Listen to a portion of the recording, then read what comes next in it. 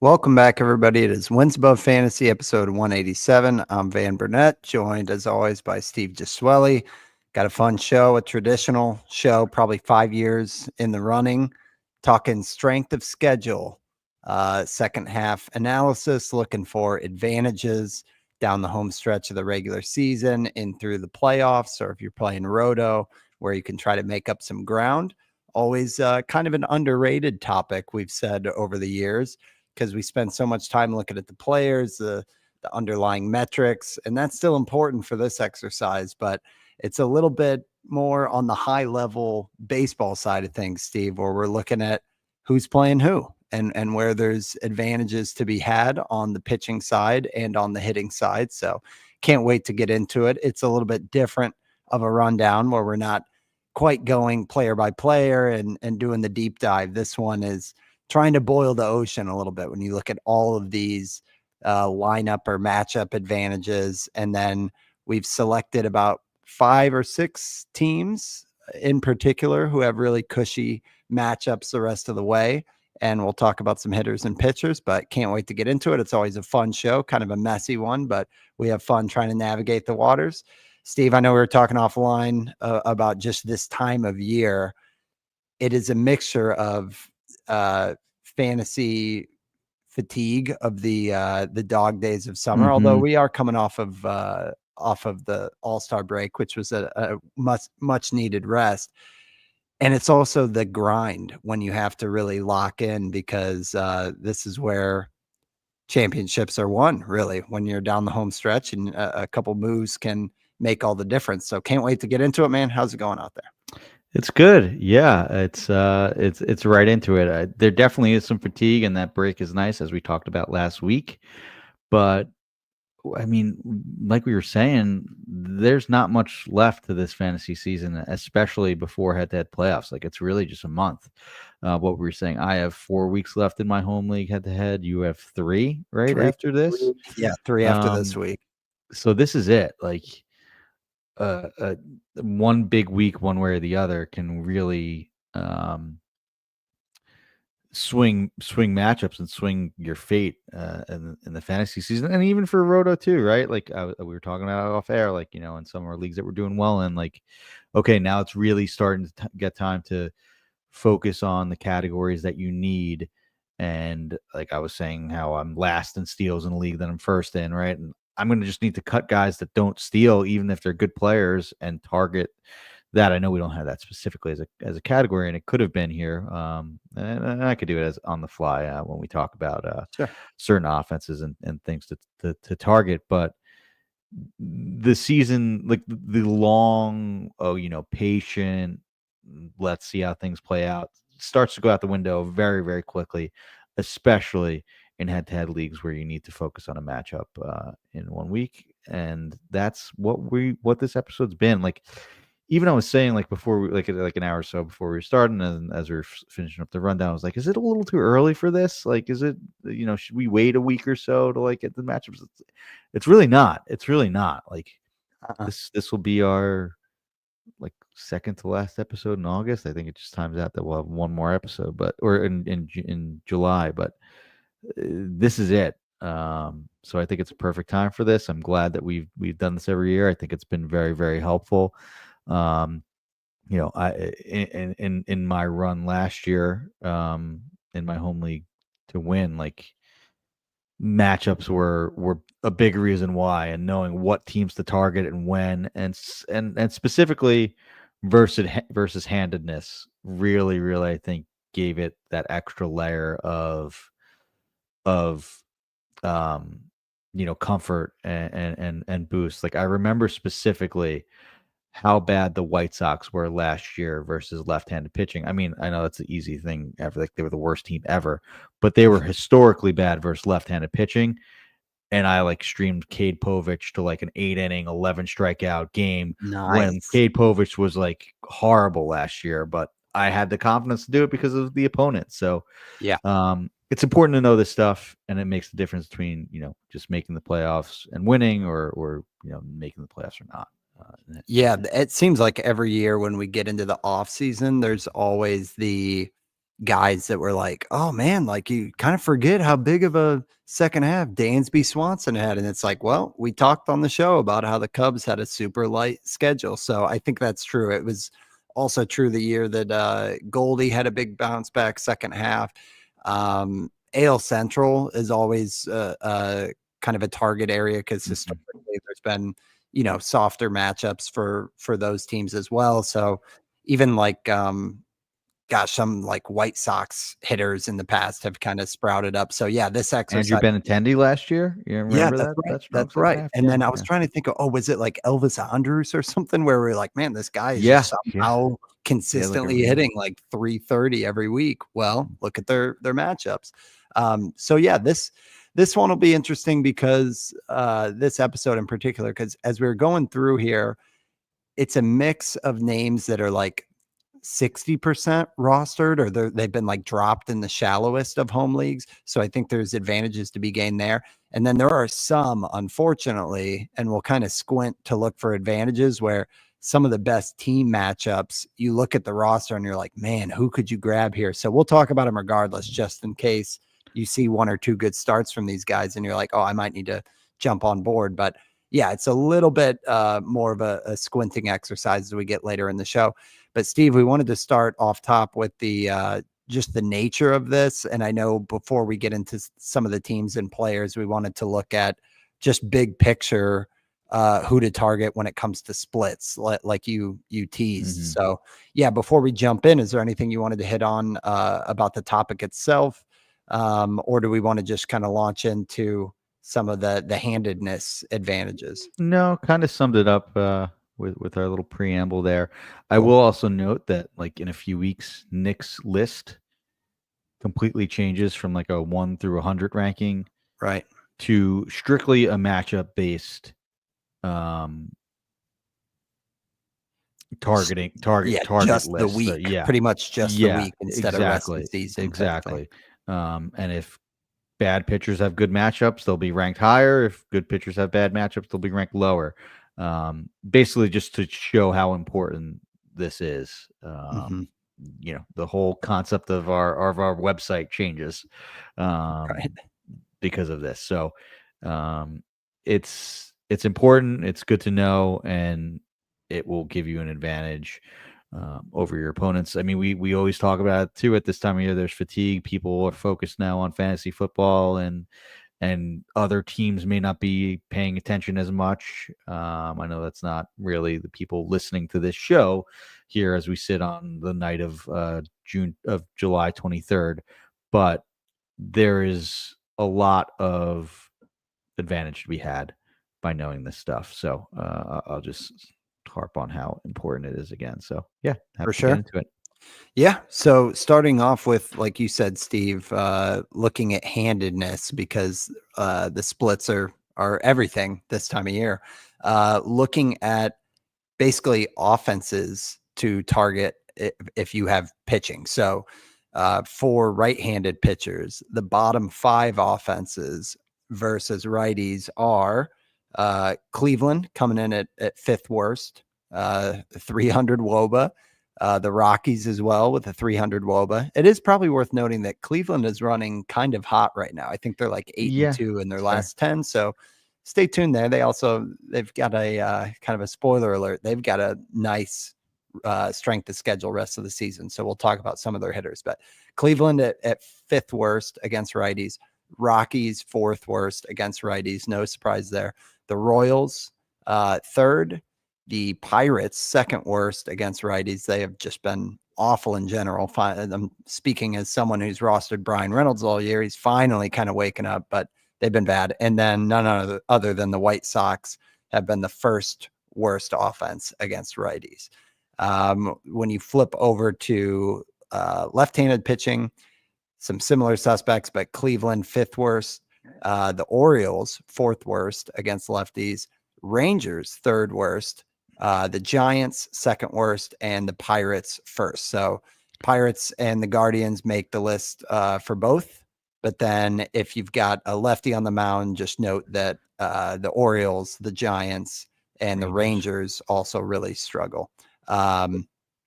So yeah, I don't know. Is anything to add here, Steve? I feel like this is better just Y- as you're looking at your own matchups, right, for your guys. Yes. Like this gives me confidence to start any left-handed pitcher in San Francisco, right? Yep. I originally had WRC plus as the metric to sort this by, but I WRC plus is adjusted for ballpark, and I didn't want to do that because I wanted just the offenses, like just how they perform. Because when you face the Giants at home, the Giants are going to be in the context of that ballpark. Like I wanted that context. I didn't want it to be neutral in a way. So like I just wanted to look at Hmm. the raw Wilba, where WRC plus is just like Wilba converted to a 100 as average and adjusted for ballpark. So yeah, it tells me that Cleveland and the Pirates are two offenses that no matter what I want to face. Yep. And I may not want to, stream a lefty against the Royals or a lefty against, even the White Sox potentially, right? Because they're slightly better than them. Hmm. It's not saying that I would never do that just because they're overall bad teams and better chances for wins and all that. But Hmm. it may be a tiebreaker, and that additional layer of context is very helpful. And knowing, these lists, these splits are easy to find on Pitcher List on Fangraphs. Um, so you can even look at like a more granular scale and look at who's running recently. I wanted to just leave it to the whole year to get the full sample to get a better picture there, but um, you know, it's something that is always good to look at, and you can break down the splits however you want. That being said, like this is going to give me confidence and know who I want to target in streaming matchups. It's Hmm. extremely important. Yeah, I think it's a good call out as well because the first team we look at, we have two pitchers who are both lefties and both facing Baltimore, There which you go. again is the fourth worst against lefties. So we'll try to put it into practice throughout the show. So switching to the other side of the coin, the worst pitching staff against handedness of hitters. So against righties, these are the bottom five pitching staffs. You have the Arizona Diamondbacks with a 426 FIP. They're fifth worst. Then you have the Tampa Bay Rays, 439. The Angels, 447. The Rockies, 455. And then the worst offense against right-handed, or I'm sorry, the The worst worst pitching staff. pitching Yeah. staff against right-handed hitters is the Athletics.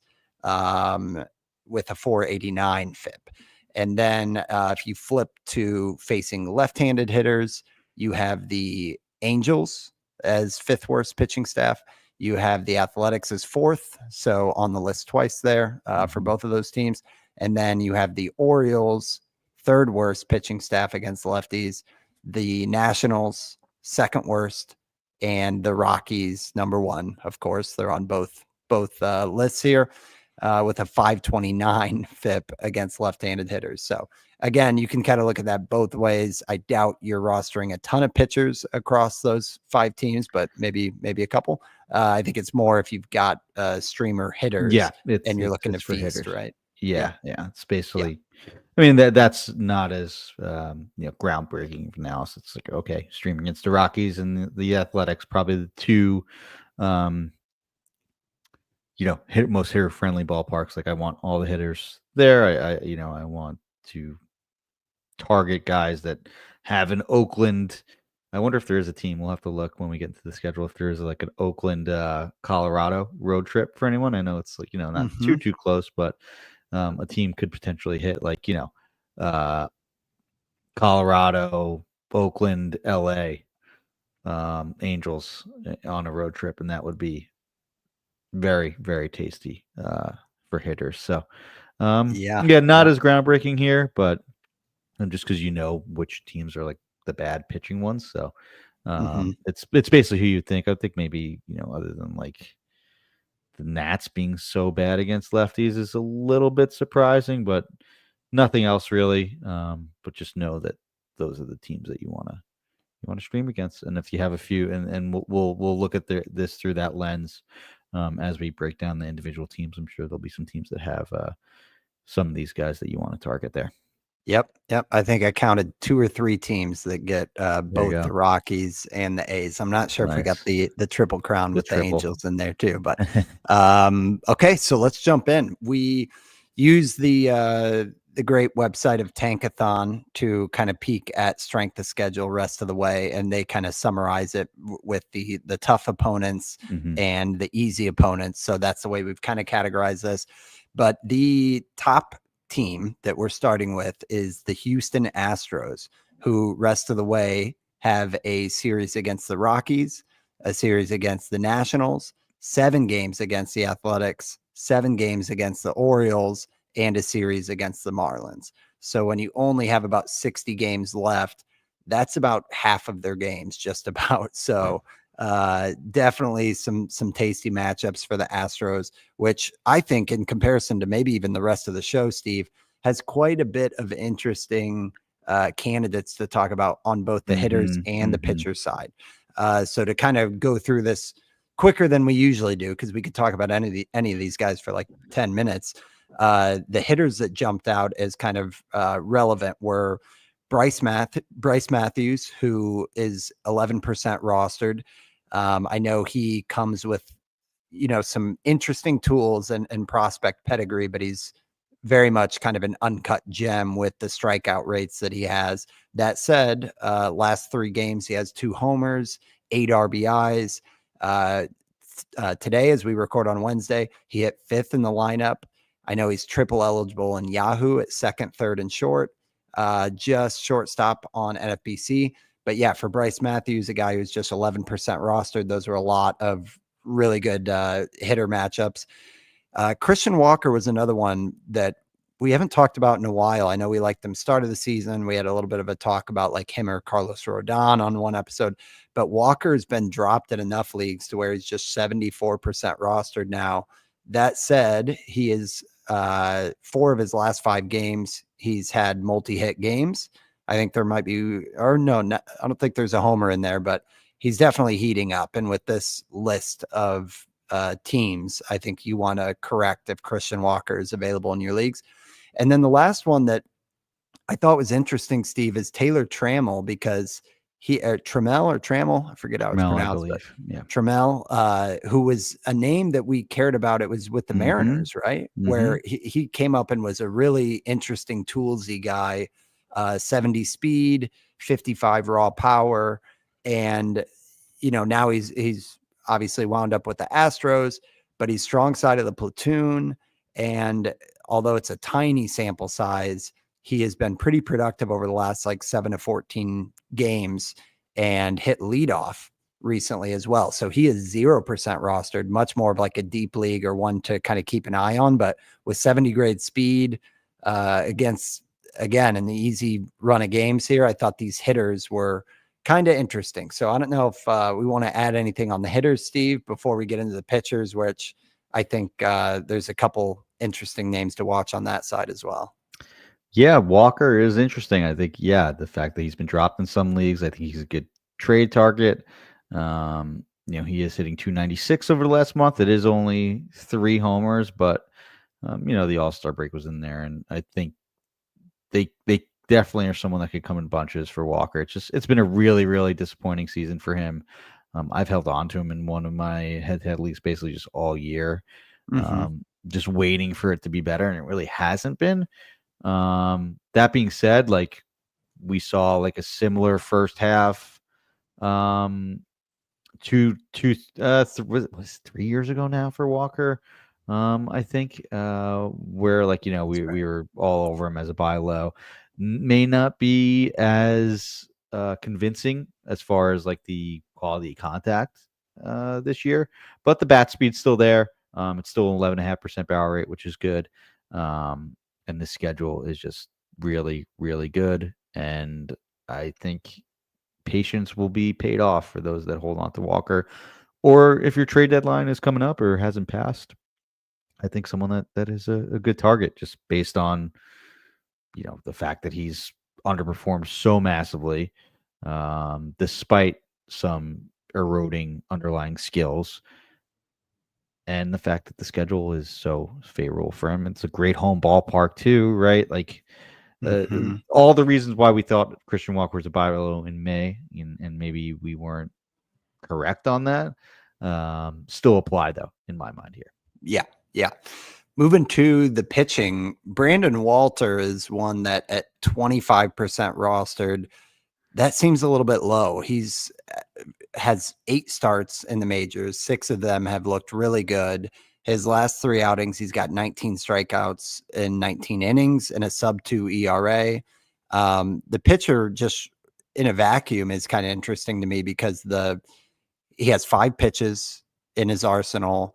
Good extension, not great, but like 70th percentile extension, good ground ball rate, good chase rate. The whiff rate, not as much, but his K minus BB is like, you got to double check a 25.3% strikeout rate, 1.6% walk rate. So at this point, across 8 starts, I mean, obviously regression's coming, but clearly a good control pitcher. And next week, he's got a 2-start week against the Nationals and then at Boston. Here's the part that kills me with Walter here. In a vacuum, I think he's under rostered at 25%, but even with this matchup or this string of games that the Astros have, his upcoming, just the way his starts line up, he's got Nationals next week, then at Boston, then he's at the Yankees, then he has that home matchup against Baltimore, which that is definitely like a playoff streamer if he's, if he gets roughed up by the Nats or I'm sorry, by the Red Sox or the Yankees and he gets dropped, I would jump back in for that Orioles matchup. And then, or if you need to hold on to him, like, just bench him for the Yankees one, and then right, that's a good point. Hold on to him so you don't risk losing him because those matchups are so good. Exactly. And then he goes at Detroit. So I would imagine, without having it right in front of me, we just kind of teased out the next 5 weeks or so.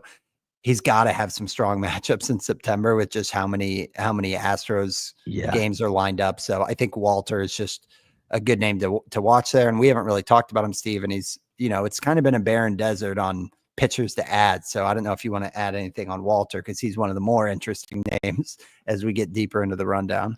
I mean, the K minus BB gave it away, but what do you think Walter's Sierra is? Gosh, I don't know. 305. Close, but it starts with a 293. Crazy. And I know why it's he doesn't throw that hard. It's 92. It is from the left side, so that's closer to average than for a lefty, right?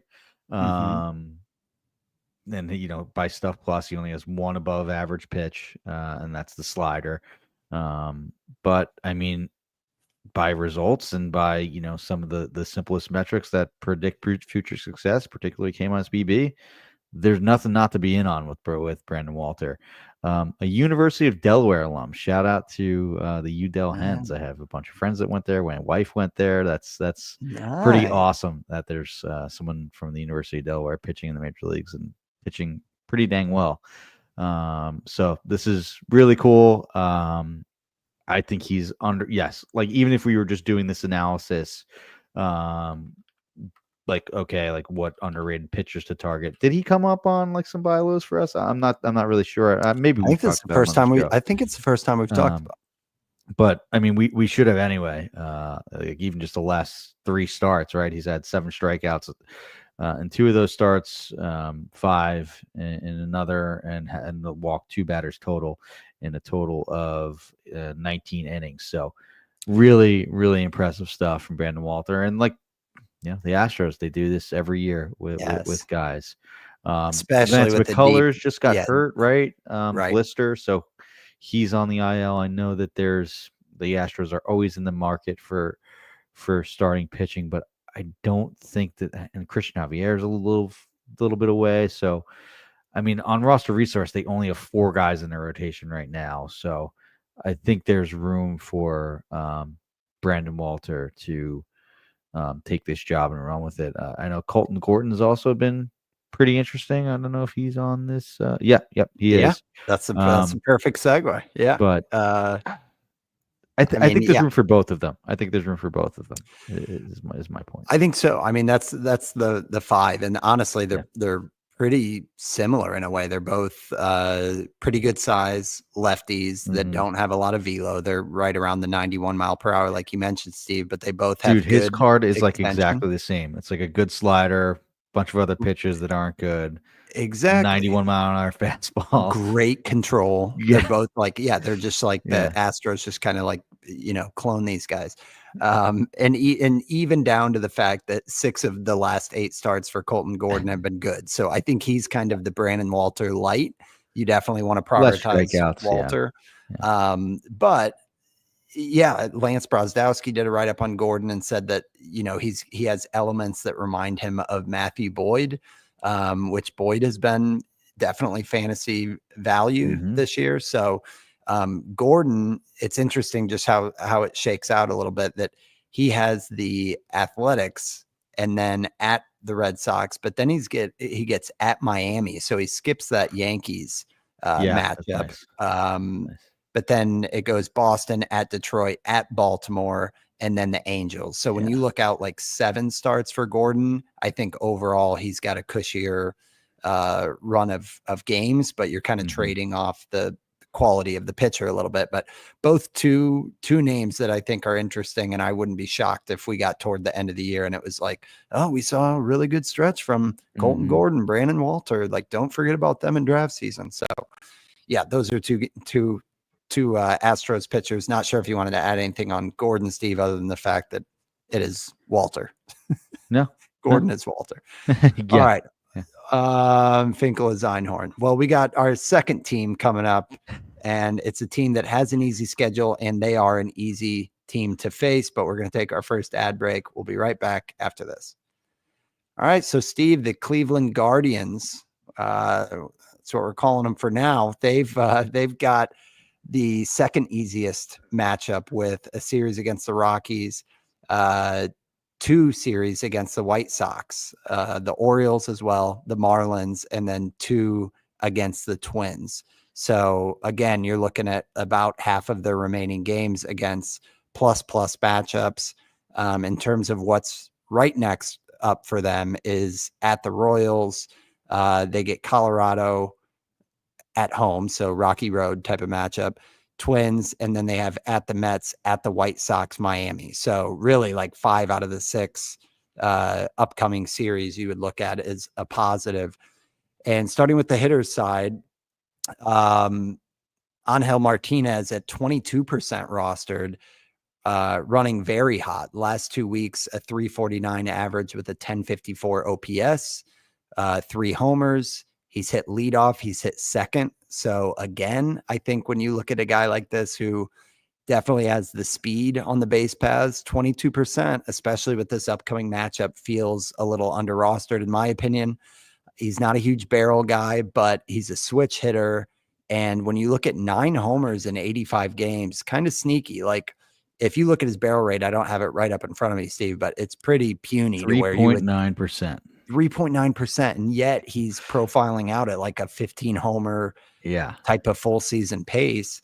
And I think with the Pole Air being like dark red, there's an interesting little switch hitter here in Martinez. So he was one that definitely popped up as a potential ad. And then full circle on the season, Kyle Manzardo, all the way down to 8% rostered. He was probably like 88% rostered at one point this year, but Manzardo is still hitting cleanup, and 3 homers in the past 2 weeks, which has been a 261 average, 1053 OPS. So it's got my attention when you look at Kansas City and the Rockies and the White Sox and the Marlins. Like, I think there could be a little bit of value here again for a Guardians team that's 8-2 in their last 10 games. They're kind of making a little push. So anything you want to add on either one of these guys, or do they have your attention? I did actually just add Angel Martinez in a few leagues. Glad that the schedule is in his favor. Nice. Yes, that 3.9% barrel rate and the 30% hard hit rate, and the 87 mile an hour average exit velocity are not encouraging. That being said, if you look at his spray chart, they're just pull homers down both lines because he's a switch hitter. And that's an impressive skill, right? To be able to do that both ways. So he's pulling his fly balls as a lefty, pulling his fly balls as a righty. True. Therefore, he has the 9 home runs, right? Doesn't swing and miss much, but the strikeout rate is a little elevated. The walk rate is super low. So like this is like a massively flawed player that's definitely in, I think we talked about last week how like I think Polaire is like, okay, this guy is like hot right now. It's almost like that squared up percentage with the new swing rates. But hey, Yeah. he's doing it, and I think it's more of a skill than maybe an indicator of running hot too. It just may be coincidental a bit in that sort of way. That being said, it's definitely interesting. Chase DeLauder was an interesting prospect, but just had hamate bone surgery, so that should give run to him and Kyle Manzardo. It wasn't necessarily a great call, but there was lots of reasons to like Kyle Manzardo early in the year. I thought that early in the year this was a player that was breaking out. Doesn't look to be the case, but I still think he can be useful. And have another month like he did April, where he hit 9 home runs and maybe not much else, but with this easy schedule coming up for them, it's definitely someone that I would want to stream in those matchups specifically. Yeah, I think I'm buying it with Martinez. Like looking at some of the batted ball stuff, and I know the Savant sliders aren't pretty, but like a 25% line drive rate, his ground ball rate's only 38%. Like that's really low for kind of a contact hitter. So that's encouraging. And then looking at like year over year improvements, last year he slugged 235 against the fastball, which obviously you're seeing the most of. This year it's 441. So it just doesn't seem like that's an accident to me that he's found a way to kind of, obviously turn on fastballs with the amount that he's pulling it. Like you said, Steve, like it's not just homers. He's got a lot of what looks like, doubles, extra base hits that are just like hugging, the foul ball line. So, and his I OPS think, isn't going to look good with a 3% walk rate, right? So there is some consideration there. yeah. But XBA is like a yeah. 238. So yeah, I mean, he hits to all fields, which kind of throws off some of those expected stats sometimes. So yeah, I think Martinez is interesting. And then Manzardo, like you said, we've been interested all year. So just it's been underwhelming. I think both of them have a shout for this soft schedule ahead. Looking at the pitching side of this, Joey Cantillo was not on my radar, Steve, as someone who I should be interested in, and immediately got my attention with the 7'4" extension. I'm a sucker for the extension guys and the left-handed pitching with an elite changeup that grades out. I like on Fangraphs, it's like far and away his best pitch. This guy's got a 29.5% strikeout rate, 87th percentile whiff rate, just 9% rostered. Now, I do think there's some control issues, but when you look at his upcoming matchups at the Royals, against the Twins, at the White Sox, although they've been a little bit kind of streaking since All-Star break in a good way, then Miami, and then at Arizona. But really 4 matchups in a row for Cantillo, a guy that on his day you would think could kind of light up a fantasy stat line. Cantillo's kind of interesting. I don't know. I could already see myself in like a desperate pinch on a Saturday looking for a Sunday start where I'd be like, yeah, Cantillo, you could catch lightning in a bottle. And the other one I always mispronounce, Slade, is it Ciccone? Ciccone, yeah. Ciccone. Okay. Ciccone is rostered at 22%, so higher than Cantillo. He is a righty. And yeah, his upcoming matchups are Rocky Road, Twins, at the White Sox. Then he's got the Braves and then at the D-backs. So I think I'll take the first 3. I'm not sure I'm interested in Ciccone against the Braves in Arizona, but to me, he just seems like a higher floor, lower ceiling than Cantillo. I don't think he's going to come with that amount of strikeouts, but he's been a little bit more durable. He pitched today against the Orioles and had 6 innings, 2 strikeouts. 3 ERA, a 117 whip. So both of these Guardian pitchers, I know it's not a sure bet, but that's not what this show is about. It's trying to find a little bit of an edge. Curious if you've got any thoughts on either one of these guys. Yeah, I've been interested in both of these guys. Cantillo had a nice run at the end of last year too, basically because of these matchup sort of play, Mm. and was a name that for deeper leagues was a bit, at least someone that I considered. Not saying that I have a ton of shares or anything like that, but the Guardians, in a sense, are an organization that I trust for lower end, back end pitching that could get the most out of guys. And I think these two guys are them. I probably would be a little bit more interested in Cantillo just because the strikeout rates have been impressive at every single stop, even last year, right? In those 32 innings at the end of the year, he did 27% strikeout rate, the 9.2% walk rate. Yeah, there's definitely a lot to be desired with control there. I mean, there's been some games where he's basically a 2-walk player a game at least. There's been some starts where I think he recently walked 4 guys and kind of got away with it. So there I think there's some blow up potential with Cantillo, right? Mm-hmm. That being said, like the strikeout upside is good, and those blowups are much less likely to happen in those good starts that we highlighted, right? Like I'm very comfortable throwing him against the Royals, the Twins, Miami. I Mm-hmm. probably would sit him versus the Twins in Arizona. Like whereas Ciccone, or sorry, that was Cantillo that I was talking about that has more Yeah. blow up Yeah. potential. Ciccone, it's kind of like, all right, I could probably run with this in a deeper league and leave him in my lineup for most of the time and expect decent results. Whereas Cantillo definitely has a higher ceiling, lower floor, and exactly what you said here. Maybe a lower floor, lower ceiling, higher floor for Ciccone, but Yeah. two very good options. Yeah. Yeah, and I think just going back to what you listed out on the handedness, Steve, Hmm. Ciccone has of those that Rocky Road Twins White Sox being a righty, both the Rockies and the White Sox are bottom 5 against Rockies. Yeah. So, or I'm sorry, against righties. So Ciccone's got the handedness in addition to the fact that those are just garbage lineups in general. So there's good win potential and everything. So yeah, Cantillo, Ciccone, and then Manzardo and Angel Martinez. So yeah, interesting names there for Cleveland. Moving on to a much better team in the Dodgers. They have the third strongest or most favorable strength of schedule the rest of the way. 7 games against the Rockies. That is a 4-game series at Coors and then a 3-game series in LA. They've got a series against the Pirates, against the Orioles, against the Angels, and then 2 series against the Diamondbacks, which kind of tracks as favorable, but I know that that's not Yeah. the same as the rest of them, right? Hmm. That's just more of Yeah. a The Diamondbacks have a bad record, which I think is what I mean. That is what Tankathon is based tankathon. on, right? Yep.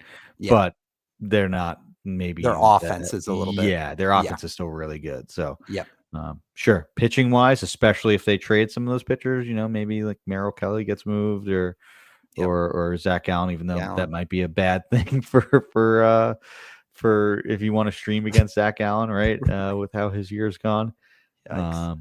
But still, hey, I doubt there would be some, overpowering replacement in the short term Yep. for the Diamondbacks coming up.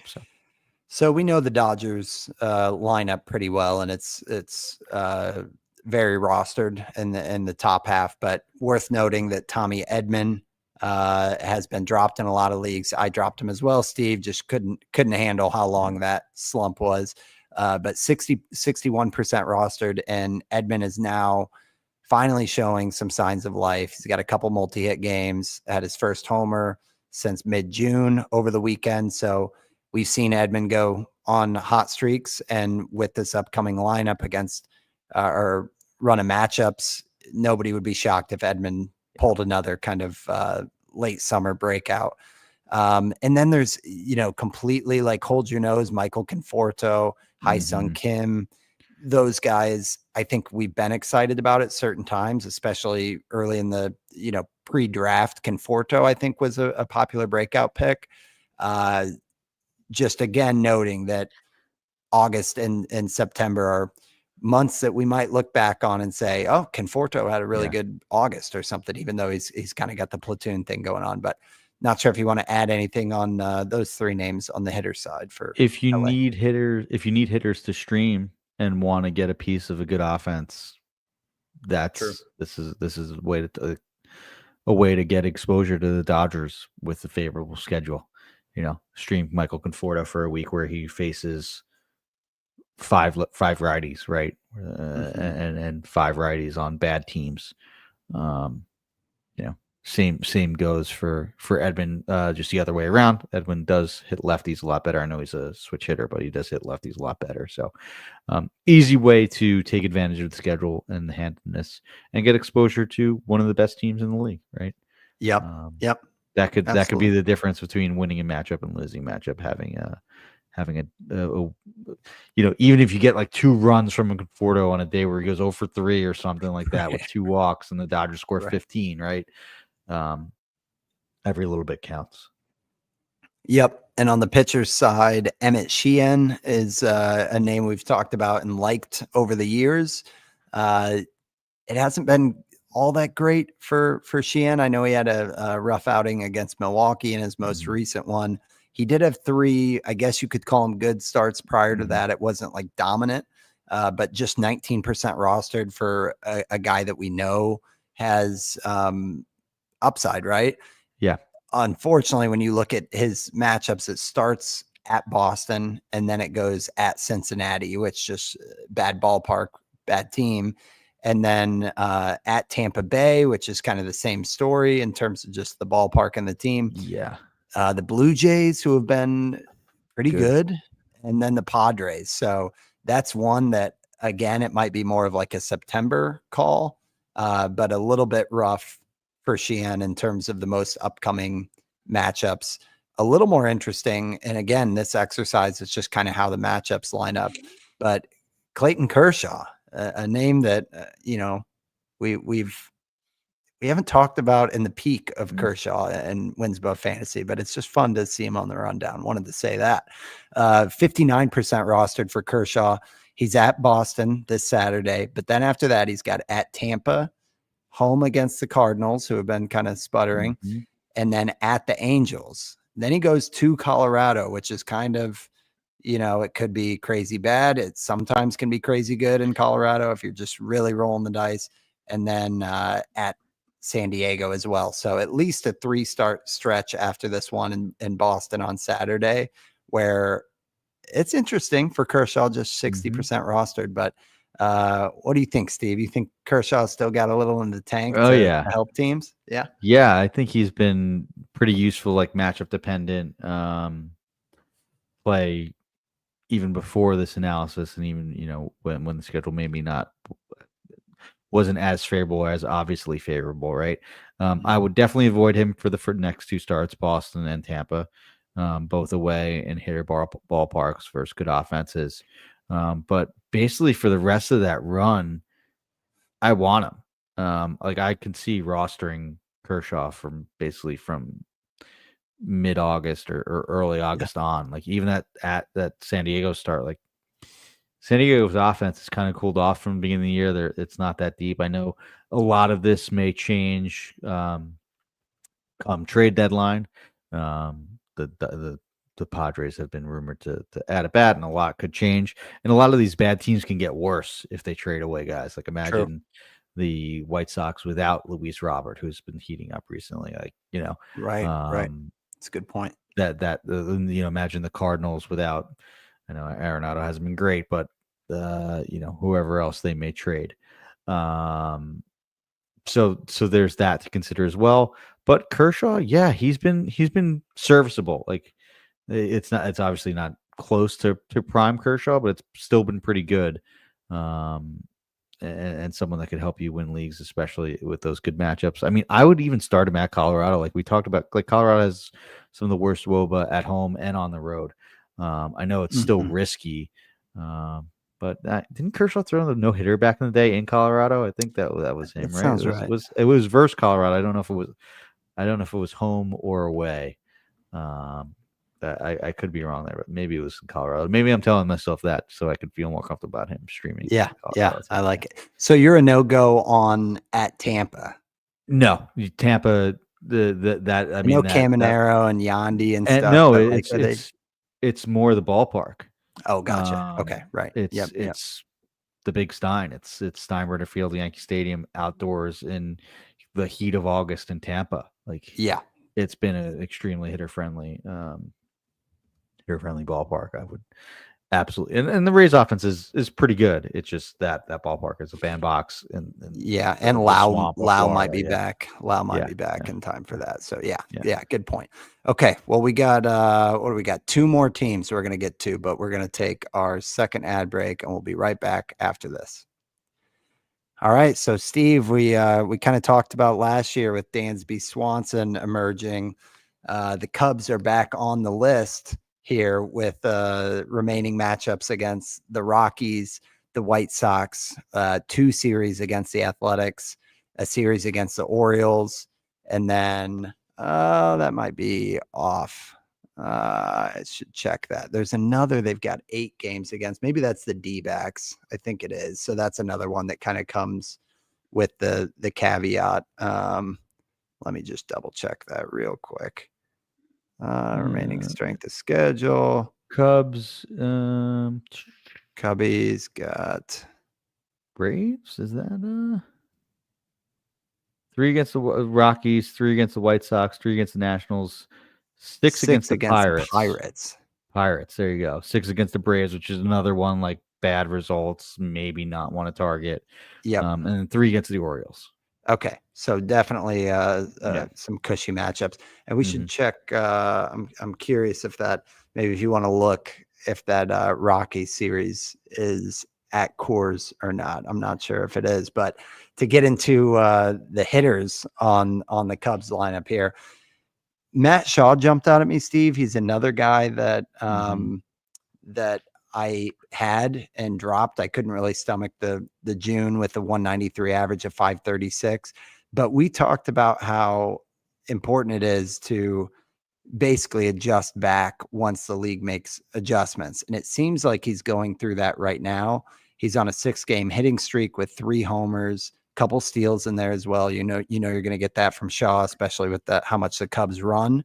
And yeah, when you look at all those awesome matchups, I think Shaw, even though he's cemented kind of hitting 9th in the order, we could see a nice little resurgence for Matt Shaw, just 21% rostered. So that one jumped out. When you look at the pitching, it's a little bit, you really got to hope that some of these kind of pan out, but you got Cade Horton at 14% rostered.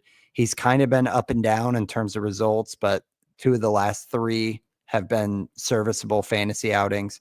He's got at the White Sox this Saturday. After that, he's got the Orioles, in Chicago against the Reds, at Toronto, which you probably want to skip, home against Milwaukee. They've been tough, but then at the Angels. So 4 of his next 6 are what I would say, good matchups. It's just the question is, do we think the pitcher's good enough to capitalize on that? And then kind of the counterpart is Colin Ray with no strikeout upside really, but again, 4 of his last 5 starts have been good enough for ratios and just giving you some volume. He did get kind of roughed up by the Royals today, but his upcoming matchups at Milwaukee, you'd want to skip that one, but then home against the Reds, at St. Louis, home against the Pirates, and then Milwaukee again. So, again, you have to ask questions about if we like the pitcher in general, but 3 starts in a row that you could possibly see, maybe first week of August till the 3rd week of August, you're kind of riding the Colin Ray train, who's 36% rostered. So between Matt Shaw, Horton, and Colin Ray, is anybody here jumping off the page as someone you'd be interested in targeting? I think I'm more interested in the hitters, and it's for later on. Their schedule at the end of August is pretty exciting. It is at Colorado. but they have a stretch starting from the 22nd of August where they go to LA to face the Angels. Okay. They then have 3 games versus the Giants, which, is not ideal, but the Giants also, it's not the worst matchup in the world. Then 3 games at Colorado, 3 versus the Braves, versus the Nationals, then at the Braves. And those Braves teams may not have, Schwellenbach is probably done for the year. Who knows who they've sold off? Spencer Strider may be, a little bit limited. Yeah, he hasn't been lights out Hitting either. wise, those could have the potential to be very, very good matchups. And then they also have the Nationals in between there too, which we talked about how bad the Nationals were versus left-handed hitters as a pitching staff. So, yeah, it's a good hitting schedule. I think Matt Shaw could potentially be a player down the stretch that could be really, really interesting. He's starting to heat up. He has 2 homers in his last 3 games. The steals have been there basically all year. He has 13 in the 69 games that he has played. And the Cubs offense just in general has been really, really good. So yeah, right. Another one that like the Dodgers, a way to get a piece of really good offense in really good situations. So I like the Cubs hitters in the end of August. Yeah, that's a good note. That's a solid combo when you get Angels and Coors and a 2 out of 3 stretch there. The only other hitter on the Cubs roster who is even available in leagues really is Carson Kelly at catcher at 28% rostered. So I think you could add Swanson that may to be the out list. there in some Oh leagues yeah, that's too, a good right? point. Yeah. I wonder what. Let me look up Swanson because he did the same thing last year. It looks like Dansby is okay, 84%, but being dropped. Fangraphs, Fantrax 96%. So maybe Yeah, not so as pretty rostered, but Yeah, he's got 16 homers and 8 steals and hitting 254. He's worthy of being rostered. Yeah, that's fair.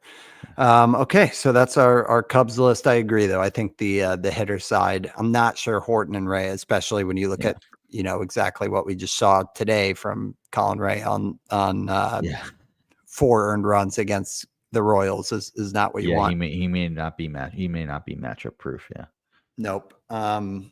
Okay, so rounding out with the Padres here, who have, I guess we're calling it maybe the 5th or 6th easiest strength of schedule. They've got 2 series against the Rockies, home and away. They got the Nats, they got the Pirates, home and away. They have the Orioles, and they have the D-backs, home and away. So Rockies, Pirates, D-backs, they have 2 series each, and then the Nats and the Orioles. So they also, their next 2 out of their next 3 series are at the Cardinals and then home against the Cardinals. So definitely some interesting pitching matchups here. Similar to the Cubs, we have to ask the question if the guys available are even worth the time of day, which we can look at. But from a hitter standpoint, when I looked at the lineup, Steven, I guess there's probably guys. I mean, I didn't put him on the rundown here, but it seems like Cronenworth is the ultimate rental. Yeah, 16% rostered. He's kind of always the guy that can just kind of fill in and whatever. He'll hit like 250 for you and maybe give you some runs. But Gavin Sheets was one at 23% rostered that I kind of circled here just because he had that insane, I think it was May or something, where he rattled off like 7 or 8 homers in a month. And it's almost a Jake Berger thing where when they start getting hot, the homers come in bunches. And with this run of games, you could definitely see, again, we talked about the D-backs. They're not a hitter matchup, but if you're going against their pitching for 6 games, that's not a bad thing. Same with, I mean, I guess the Pirates, you got Skeens, but overall it's pretty cushy. So Gavin Sheets was one that if I get the Twitter updates of like a homer or 2 homers, I might rush out and be like, okay, let's jump on the train, and he might go berserk. Thoughts on the hitters before we get into the pitchers, because that's kind of a whole separate story. Maybe more of buy low opportunities. Tatis's have been disappointing, I would say. Machado's been pretty good, but probably gettable. Xander Bogaerts is definitely gettable, and maybe available. Jackson Merrill has definitely been disappointing and had an injury-riddled season. So I know he has had a 2-homer game just before the break, and has been a little bit better coming out of the break, but still maybe acquirable if he could, put past their struggles for the season so far, and potentially acquire one of those Padres hitters, especially if they acquire another bat to lengthen that lineup. Because it basically goes from like Tatis, Machado, Bogarts, Sheets, Merrill, and then like they're running out like Brandon Lockridge and Tyrell or Wade, and guys that really shouldn't even be on major league rosters for the most part. So they need to strengthen that lineup. And maybe they will do that, and that could help expedite some of those good pitching matchups, even though there may not be someone that's available on the wire that you want to add. Because I don't know if I necessarily want to add Jake Cronenworth despite all that. Yeah, I'm trying to look at Merrill's an interesting buy low target because he's just been it really has been so like lackluster. Such a lost year, yeah. But he's still a 12.5% barrel rate, a 277 XBA. Obviously he's still a good player, and it looks like month over month it's not great, but his barrels are kind of bouncing back. A lot more swing and miss this year too. Definitely a bit of a sophomore slump. That's for sure. Yeah. It'll be interesting to see what happens with him in draft rooms. But yeah, great call on buy lows, because I think you want Padres hitters, and there's several, like you said, that you could go out and get. Switching to the pitchers, Steve, it's like the Cubs situation, but even worse, that the names that popped up were Randy Vasquez at 5% rostered and Steven Kolek at 4% rostered. It's such a shame, because both of them have back-to-back matchups against the Cardinals, away and then home. Vasquez has at Arizona, which no way, but then at San Francisco and home against San Francisco. Kolek is the same thing, except instead of at the D-backs, it's against the Red Sox. So equally bad. But I guess when I look at these two guys, there's a little more to be interested in with Kolek, just because the control seems like a stable floor, and he's a ground ball pitcher to some extent. But these are the types of guys that, you'd be happy with 3 strikeouts in like 5 and 2/3 innings and cheap win. Yeah. But I mean, maybe when you're desperate, if you're thinking of who to add, these guys would not be on the top added list. You'd kind of have to just go out and hunt for them. But I don't know, man. What do you think on these two? Humberto, it's hard. Castellano. It's really hard. But like in desperate times, like these are the Hail Marys that you may have to throw. Like you may need to start Randy Vasquez at San Francisco. And be a little bit more comfortable with that, just considering that they aren't a great offense. Or, I'd rather do it in the St. Louis starts, just because the Giants are better versus lefties, and both Vasquez and Kolek are righties. So not ideal, but just something to keep an eye on. And who knows, maybe if the Padres call up a lefty or something for a spot start. I don't know off the top of my head who's like next in line as a lefty in the minors there, but potentially someone there could be interesting, right? Yeah, I was trying to see if there's any big names that we've heard of, but I don't necessarily know some of these guys. Not really, yeah.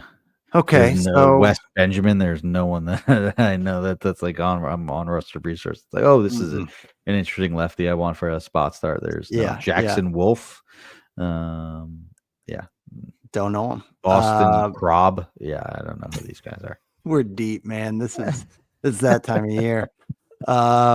Okay, so looking at the whole list on the show, Steve, I think Astros, Bryce Matthews kind of has the mystery box appeal. It would come with a lot of the swing and miss, but I think Walter and Gordon, I wish those matchups were better, but I think Gordon has slightly better matchups there.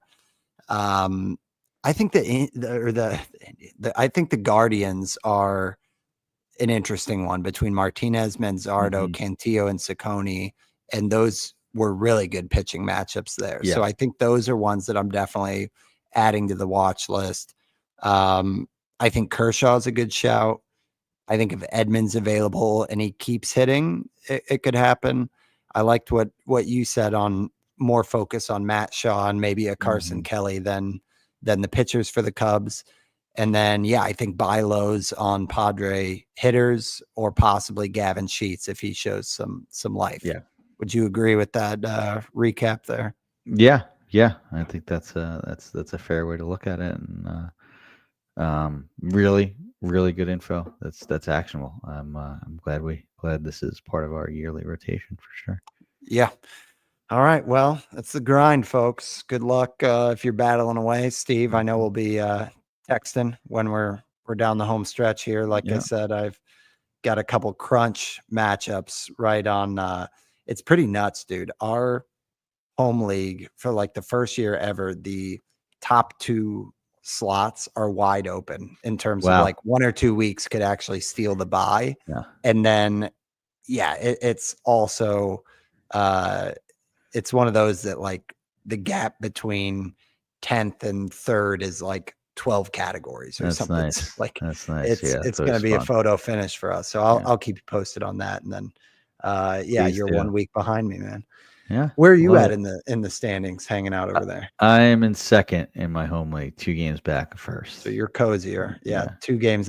See, I'm in 6th and I'm 8.5 out of first. Okay. So yeah, you're crazy tight. Yeah. Our top 3 is really tight. Then there's a bunch from, there's 4 and 5, and then 6 to like 8 is tight too. So we're a little bit more spread out.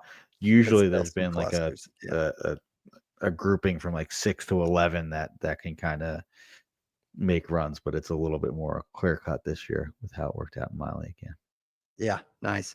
All right, folks. Well, we will be back next week and every week the rest of the way through September. But thank you guys for joining us on episode 187, talking second half schedule analysis. Until next time, thanks for talking baseball with us. Thanks, guys.